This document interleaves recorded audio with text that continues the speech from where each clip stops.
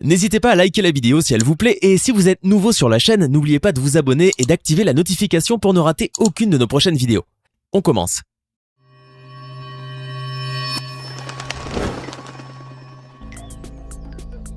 Généralement, les cimetières sont classiques et sans histoire, mais en faisant les bonnes recherches, on s'aperçoit qu'il y en a certains qui sont loin d'être banals et qui surprennent par leur originalité. D'autres sont même effrayants, tragiques ou comiques. Il existe des cimetières qui ne ressemblent pas du tout à des simples espaces funéraires. Ces lieux exposent des éléments uniques et invraisemblables qui attirent les touristes et les curieux.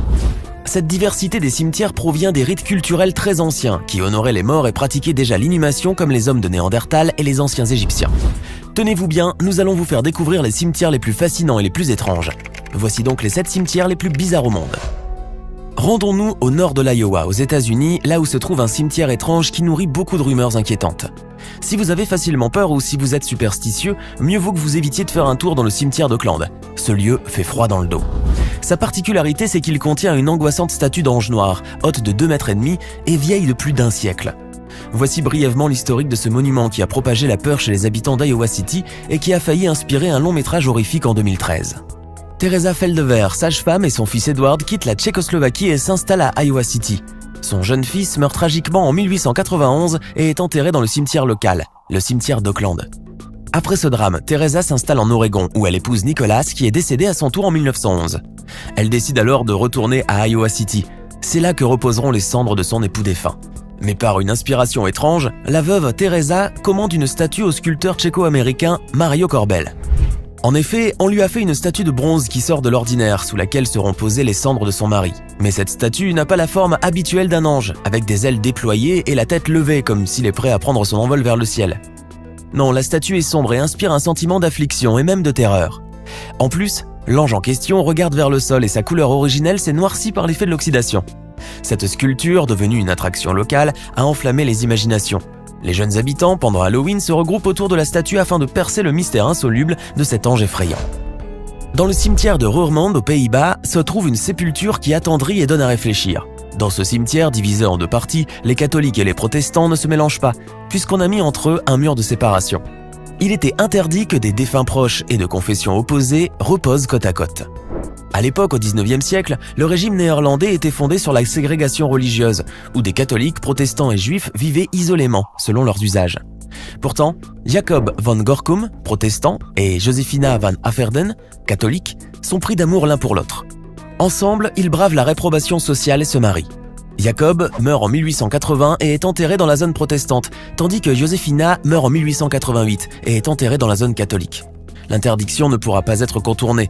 Donc, les 2 amoureux ont été ensevelis contre le mur de briques et la hauteur des pierres tombales dépassait celle du mur.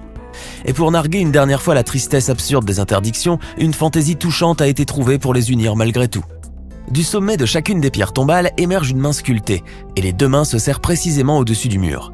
L'amour triomphe toujours de l'adversité, et même dans la mort, son ingéniosité l'emporte sur les petitesses restrictives de la société. Le Forest Lawn Memorial Park vous dit peut-être quelque chose. C'est là où de grandes personnalités américaines sont enterrées, comme Michael Jackson, Ronald Reagan et Walter Disney, et bien d'autres encore. Ce qui fait le prestige de ce cimetière, c'est son emplacement. En effet, ce cimetière est environné des plus grands studios de cinéma américains, Universal, Walt Disney et Warner Bros. Fondé au début du XXe siècle, ce cimetière abrite plus de 119 000 tombes et n'est pas seulement un lieu où on enterre des vedettes. C'est un site culturel historiquement important et qui contient de somptueux monuments artistiques. Hubert Lloyd Eaton, l'homme d'affaires fondateur de ce lieu, a voulu créer un cimetière réjouissant où on fêterait des mariages, le type de cérémonie qui inspirerait de la gaieté. Oui, Hubert avait peu de goût pour les cimetières classiques qu'il trouvait mornes et désolants. Il était convaincu que la vie après la mort serait un long séjour de paix et de joie. Et cette croyance se reflète dans le cimetière qu'il a créé. Un immense parc accueillant où les pelouses et les fontaines sont charmantes, sans édifications macabres et sans monuments austères. D'ailleurs, des mariages sont parfois célébrés dans les différentes chapelles du Forest Lawn Memorial Park. On est bien loin des cimetières glauques réputés hantés. Imaginez maintenant un cimetière qui serait comme une vaste galerie exposant des œuvres de l'art naïf. Vous circulez entre les tombes et vous voyez partout des stèles en bois chamarrées, riches de couleurs et de compositions. De véritables tableaux divertissants dont le style est un mélange d'art naïf et de culture valaque. C'est en quoi se distingue le cimetière joyeux de San Panta, en Roumanie. Ces stèles de couleurs vives représentent un moment de la vie du défunt, ou bien les circonstances de sa mort. Le ton de ces illustrations est presque toujours humoristique. Il faut dire à ce propos que dans les vieilles traditions valaques, tout ce qui est lié à la mort est réjouissant. En effet, les rites funèbres étaient des fêtes et les obsèques se déroulaient dans le rire et l'allégresse. En 1935, un sculpteur roumain, Stan Ioan Patras, a créé le premier genre d'œuvre qui devait le rendre célèbre plus tard. Une épitaphe haute en couleurs sur une croix de chêne dans le style valaque.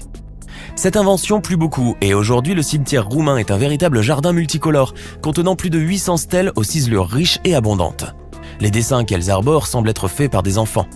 Et ces stèles, dont le fond est toujours bleu, sont rectangulaires et remplies de figures géométriques bizarres. Un court texte allégorique est parfois gravé en dessous du dessin, et comme vous l'imaginez, il s'agit la plupart du temps d'un mot humoristique sur la personnalité du défunt. Ce cimetière est un lieu touristique majeur de la région. À coup sûr, visiter cet endroit n'est pas démoralisant, et on est très tenté d'y aller, pas vous ?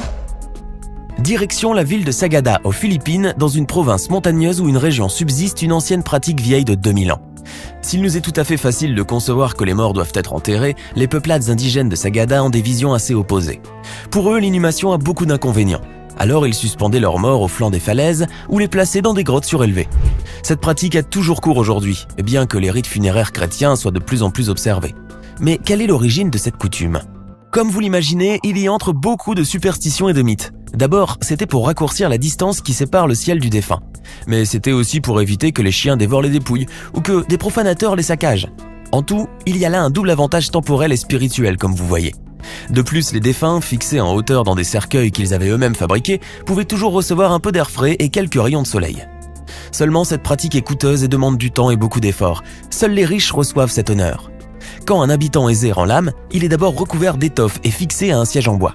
Après l'avoir soigneusement embaumé, on le place au seuil de la maison à la vue de tous les voisins qui viennent honorer sa mémoire. Vient ensuite une autre singularité. Comme symbole de renaissance, le défunt est mis en position fœtale dans le cercueil qui ne mesure pas plus d'1 mètre. Après quoi le cercueil est élevé au moyen de cordages jusqu'à ce qu'il atteigne une hauteur convenable. Malheureusement, les cimetières aériens de Sagada sont voués à disparaître, comme toutes les choses marginales de ce monde. Le bois de ces coffres se détériore à cause des pluies et de l'humidité, et il arrive que des cercueils chutent. Un cimetière qui est en train de mourir, n'est-ce pas tristement ironique ? La dernière suspension de cercueil a eu lieu il y a 10 ans et de nos jours il en tombe plus qu'il n'en monte. Le cimetière d'Ekaterinbourg en Russie est unique au monde. Là sont enterrés de nombreux membres de la mafia russe et parmi eux les grands chefs du crime organisé. Après la destruction de l'URSS, les plus puissants d'entre eux ont tiré profit de l'instabilité du pays et sont considérablement enrichis. Et dans ces charmants milieux, l'étalage de richesse est de règle. Les plus riches ont trouvé un excellent moyen de frapper les esprits même après leur mort.